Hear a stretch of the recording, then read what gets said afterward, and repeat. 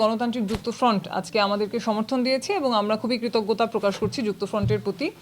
আমরা 18 সালেও মেয়র নির্বাচন করেছিলাম, কিন্তু এইবারের নির্বাচনে আমরা সংসদ সদস্য পদে যে নির্বাচনটি করছি এটা আমরা ঐক্যবদ্ধভাবে করছি। বরিশালের সকল বাম গণতান্ত্রিক দল, 9টি দল যারা গণতান্ত্রিক যুক্ত ফ্রন্টে আছে, এই নির্বাচনটা শুধুমাত্র বাসদের না, এই নির্বাচন এবার গণতান্ত্রিক যুক্ত ফ্রন্ট ঐক্যবদ্ধভাবে পরিচালনা করছে এবং সেই ঐক্যবদ্ধতার কথা জানানোর জন্যই আজকে সংবাদ সম্মেলনের আয়োজন আমরা করেছি।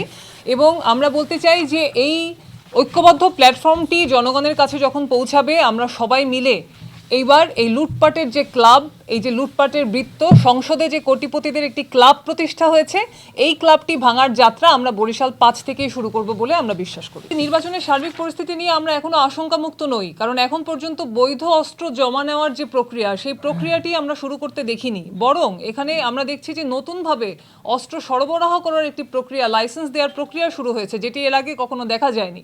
এবং একই সাথে অবৈধ অস্ত্র যা লুট হয়েছে সেটা উদ্ধারেও কিন্তু যথেষ্ট তৎপরতা আমরা দেখছি না। আপনারা জানেন যে কিছুদিন আগে বরিশালে রিফিউজি কলোনিতে প্রকাশ্য দিবালোকে একটা গোলাগুলির ঘটনা ঘটেছে।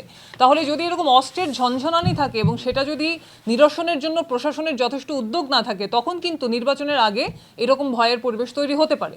সেই জায়গা থেকে আমরা আহ্বান জানাবো যাতে প্রশাসন জনমনে কনফিডেন্স তৈরি করার জন্য, আইন শৃঙ্খলা পরিস্থিতিটা আরো উন্নত করার জন্য, মানুষকে আরো নিরাপদ বোধ করানোর জন্য প্রশাসন যেন যথেষ্ট উদ্যোগ নেয়।